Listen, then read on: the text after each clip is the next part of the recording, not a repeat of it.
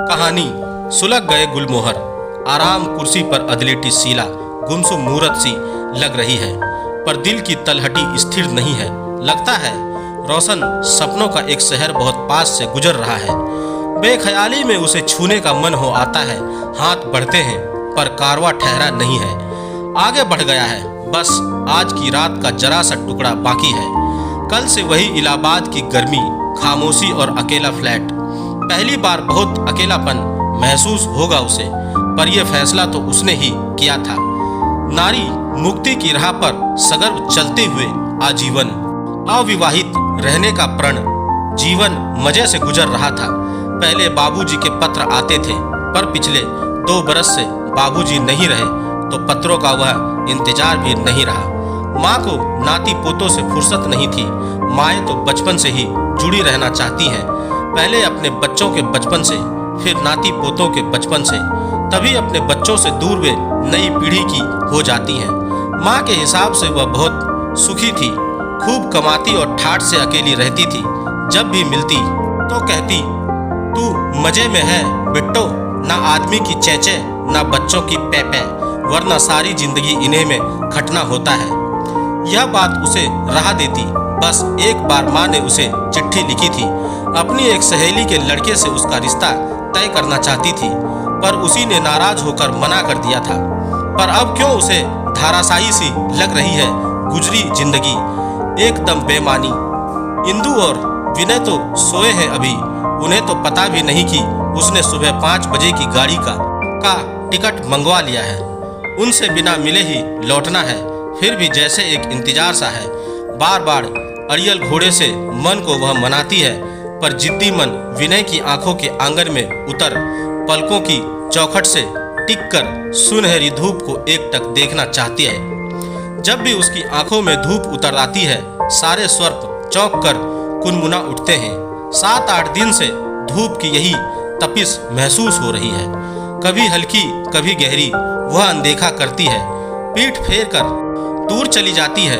इंदु की शादी में परीक्षाओं के कारण जाना नहीं हो सका था। इंदु का आगरा भरा निमंत्रण चला आया। नैनीताल जा रही हूँ हनीमून मनाने, चाहे तो आकर मिल जा। इंदु बचपन की सहेली थी, जुड़वा कहते थे सब उन्हें। अब भी वही स्नेह था। लंबे लंबे पत्र लिखती थी दोनों, इसलिए बुलावा मिलते ही शीला उतावली हो गई। उससे मिलने को कैसा पागलपन था। नई दुल्हन के हनीमून में दाल भात में मूसल चंद सी आ कूदी। तब नहीं सोचा था कि नए जोड़े के बीच वह क्या करेगी। स्टेशन पर तपाक से मिली इंदु, खिली खिली अतिरिक्त सुंदर हुई सी। शीला सम्मोहित सी देखती रह गई। तभी इंदु ने परिचय कराया। विनय चंद्र पतिदेव। लंबा, बलिष्ठ और सांवला विनय शीला को बड़ा आकर्षक लगा। इंदु भाग्यशाली रही। आप हैं शीला जी। इंदु बहुत गुण गाती है। आपके बारे में इतना जान गया हूँ कि लग नहीं रहा आप पहली बार मिली हैं। इंदु ठीक कहती है, सच ही ब्लैक ब्यूटी हैं आप। शीला, तारीफ पर मत जाना। आने से पहले हजारों बार कोस चुके हैं तुझे, बहुत झगड़ा भी किया है। हंस दिया विनय। आप ही कहें, किसी का हनीमून बर्बाद करने कोई यूं चला आता है क्या? कोसता नहीं तो क्या करता, पर आप आ ही गई हैं तो क्षमा मांग लेता हूँ। नाराज तो नहीं है ना? सफर कैसा कटा? शीला देखती ही रह गई उस वाचाल को। कोई उत्तर ना सूझा। कभी नए शादी शुदा जोड़े देखे होते तब तो हनीमून की अहमियत जानती। मुंह उठाए चली आई थी। उधर इंदु प्रश्नों की झड़ी लगाई थी। माँ कहाँ है? भाभी कैसी है? कान्हा और सलोनी तो बड़े हो गए हैं, फिर माँ तेरे पास क्यों नहीं आती? ताज़ा दम हो कर शीला ने होटल के कमरे से आसपास निगाह फेरी तो बड़ी प्यारी जगह लगी। दूर तक हरे, स्लेटी व नीले रंग आपस में घुले मिले थे, मानो पहाड़, पेड़ और आसमान अपनी अपनी संज्ञा भूलकर सिर्फ रंग ही रह गए हों। दर्शन शास्त्र से अलग कुछ सोचना भला लगा।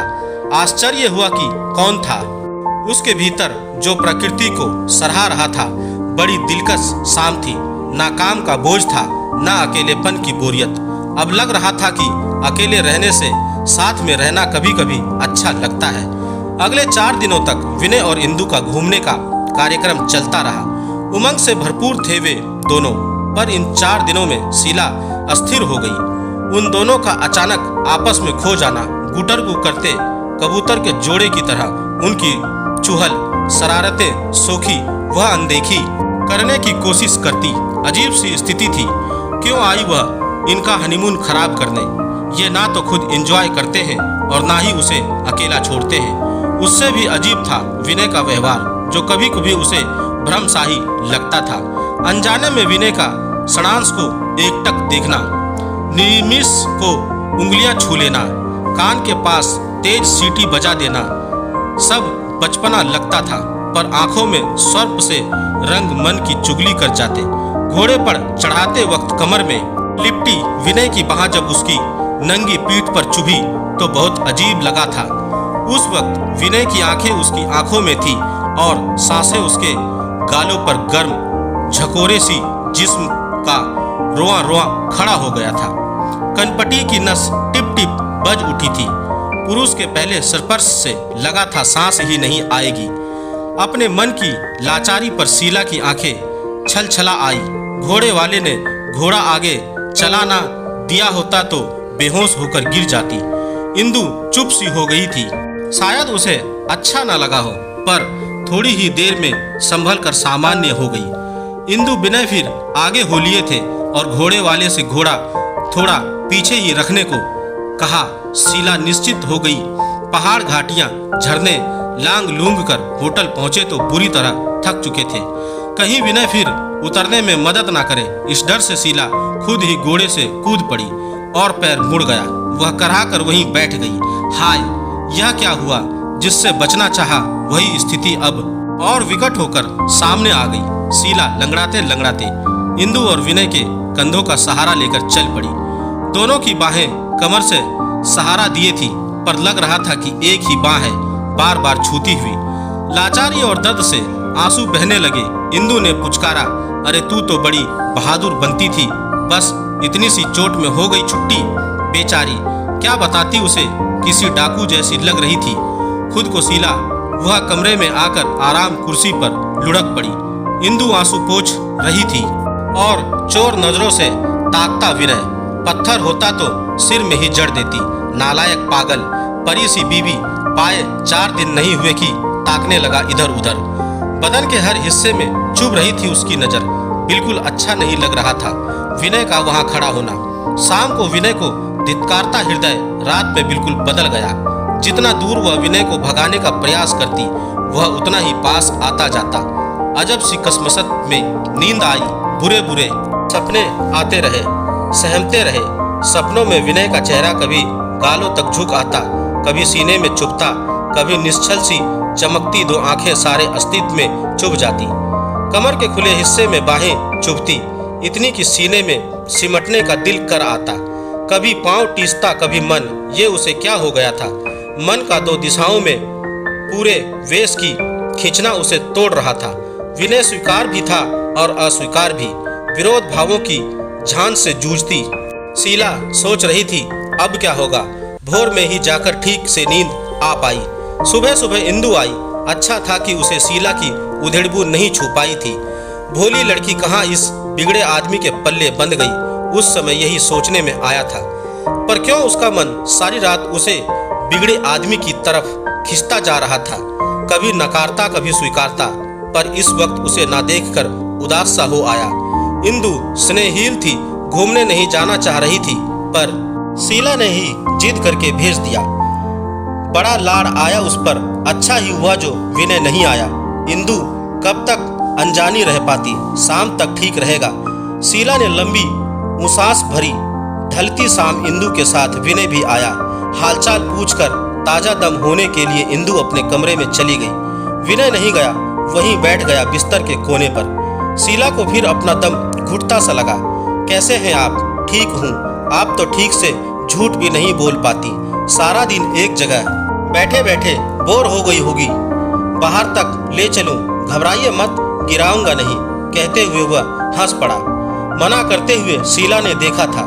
बड़ी मासूम हंसी थी और वह कल से चोर, लंपट और भी ना जाने क्या क्या कहे जा रही थी। घबरा कर आंखें मूंद लेना ठीक लगा। कहें तो बाम लगा दूं? अच्छा, सिर दबा देता हूँ। बिना उसकी स्वीकृति लिए वह सिर दबाने बैठ गया। शीला का तन मन पंख लगाकर उड़ने को होने लगा। अब संदेह नहीं रहा था कि विनय सचमुच आकर्षित था, और वह भी कहाँ बच पाई उसके सम्मोहन से। इतनी नजदीकी से लेस मात्र भी गुस्सा नहीं आया। यह क्या हो गया था उसे? बड़ी बड़ी दलीलें दूर छुप गई थी, पराजय उसे मुंह चिढ़ा रही थी, ग्लानि हो रही थी अपने अपराजय के एहसास पर। क्या अब तक जो किया हुआ दिखावा था? खींच चरम सीमा पर जा पहुंची, आंसू बहकर गालों तक आ गए। उंगलियों से उन्हें पोंछता विनय जरा भी लंपट नहीं लगा। थोड़ी देर बाद शीला का सिर तकिए पर टिका, बिना कुछ बोले वह चला गया। उसका मन हुआ दौड़कर रोक ले और सिर दबाने को कहे, पर वह उसकी प्रिय सखी का पति था और यह बात उसे अब तक याद थी। अगले दिन विनय नहीं आया। इंदु आई, सारा काम किया, पर कुछ गुमसुम सी लगी। हे ईश्वर, उस नादान की चोरी क्या इसने पकड़ ली? बुरी तरह सिहर गई शीला। नहीं नहीं, वह अपनी सखी को बहुत प्यार करती है। जो उसे तोड़ दे ऐसा कोई काम उससे ना होगा, पर मुंह से बोल ना फूटा। अगले दिन इंदु से 2-3 उपन्यास मंगा लिए। घूमने जाने से पहले इंदु आई, विनय नहीं आया। अच्छा हुआ जो नहीं आया, आता तो वह फिर खो जाती उसके सम्मोहन में। वह इतनी कमजोर है, यह अब सण सण पता लग रहा था। चाहे कितना फौलाद बना रही थी खुद को, पर विनय के नाम से पिघला जाता था सारा अस्तित्व। 2 दिन जैसे तैसे गुजरे, सूजन कम हो चली थी और दर्द भी। उस दिन वह धीरे धीरे उठकर सहारा लेकर कमरे में चली फिरी, फिर सारी दोपहर उपन्यास में निकाल दी। शाम को जल्दी आ गए वे दोनों। इंदु तो अलसाई सी बिस्तर पर ढेर हो गई। विनय बिस्तर के किनारे उठंगा सा बैठ गया, एकदम पैरों के पास, फिर हाथों से पांव थाम लिए। बुरी तरह सहम गया मन। ये विनय क्या पागल है? इंदु क्या सोचेगी? इस वक्त तो सूजन कम है ना? इंदु ने भी झांका और सिर हिला दिया। विनय सिरहाने रखा आयोडेक्स उठाकर लगाने लगा। शीला बोल पड़ी, ये क्या करते हैं आप? अब जरूरत नहीं है। कैसे नहीं है? आयोडेक्स नहीं लगाऊंगा तो आप तो यहीं पड़ी रहेंगी और हमारे हनीमून का कबाड़ा होता रहेगा। शरारत टपकाती आंखें कितनी जीवंत थी। अटपटे उल्हाने से शीला का मन फिर ग्लानि से भर उठा। क्यों आई का शोर कानों में आर पार तक गूंज गया। आज फिर बोर हुई होगी। खिड़की के बाहर ही झांक लेते। इतना सुहाना मौसम है, क्या सारा दिन इस सड़े गले नावेल में घुसी रही? बिल्कुल जाहिल गवार है। शरत के श्रीकांत को सड़ा गला नावेल कहता है। मन उसकी अज्ञाता पर तरस से भर उठा। ऐसा ना कहना, वरना हम दोनों नाराज हो जाएंगे। तुम भी पढ़ो तो जानो शरत की अमर कृतियों को। इंदु ने कहा। बाप रे, दोनों साहित्यकारों के बीच फंस गया। चल इंदु, चाय पिला और भारी सा नाश्ता भी। पेट में चूहे कूद कूद कर बेहोश भी हो गए हैं। इंदु शीला की बंद आंखों व माथों को छूकर बाहर चली गई। आंखों को सुकून मिला उस स्नेहहीन स्पर्श से। शीला जी, मुझे आपसे कुछ कहना है। ना ना, उठिए मत और आंखें भी बंद रखिए, मुझे कहने में सहूलियत होगी। उसकी आवाज अस्वाभाविक सी लगी। क्या कहना चाहता था? उसने उसकी नियत का खोट तो नहीं पकड़ लिया? क्या मन का भेद इस पर खुल गया? लज्जा से गड़ गई शीला। कुछ कहते ना बना, आंखें बंद किए प्रतीक्षित हो गई। मैं जो कुछ कहूँगा उसे अन्यथा ना ले। पहले दिन से ही आप मुझे बहुत भली लगी हैं। इतना ही जानता हूँ कि मन आपके नजदीक रहना चाहता है। इंदु माँ की पसंद है, अच्छी पत्नी सिद्ध होगी और सुखी भी रहेगी, क्योंकि उसे देना आता है। पर मैं अपने मन का क्या करूँ? पहली बार कोई बहुत अच्छा लगा है। जानता हूँ मेरी नजदीक आने की कोशिशें आपको नागवार गुजरती हैं। हो सकता है आप मुझे चरित्रहीन समझती हो, पर इसमें मैं कहीं भी कसूरवार नहीं हूँ।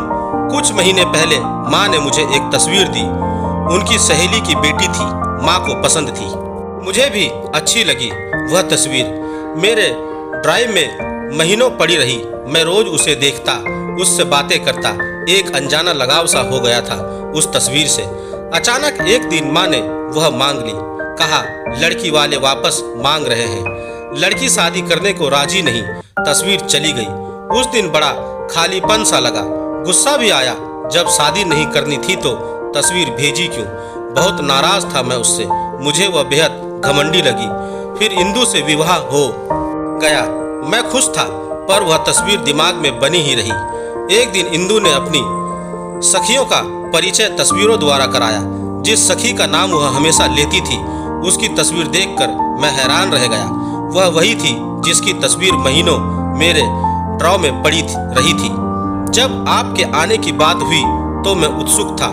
उस दम्भ को देखना, परखना या शायद आहत करना चाहता था जिसने मुझे ना कहा था। पर जब देखा तो आप मुझे दुनिया से कटी छटी अजब निश्चलता से पूर्ण लगी। बच्चों जैसा लाड़ आता है आप पर। आपका बहुत सम्मान भी करता हूँ। इन्हीं गड़मड़ होते हुए भावनाओं के वश में शायद कुछ ऐसा हो गया कि आपको अटपटा लगा हो, पर सच मानिए कुछ भी अशोभनीय नहीं है। मन में आपके प्रति विनय चुप हो गया था। कितना बड़ा हो गया था विनय, कद काठी और भी ऊंची हो गई। शीला ने मन ही मन आंखें उठाकर उसे देखा, उसकी गरिमा को तौला और आंखें खोल दी। आंसुओं की बड़ी बड़ी बूंदें उपन्यास पर टपक पड़ी। विनय ने हाथ बढ़ाकर उपन्यास उठा लिया और फैलती बूंदों को हथेली से पोंछ दिया। पहली बार विनय को आंख भर देखा। उसकी आंखों की धूप बड़ी चटक थी। उन आंखों में कुछ था जो स्वप्रिलित सा था और विस्पा भी। पर अपने भय का क्या करे वह?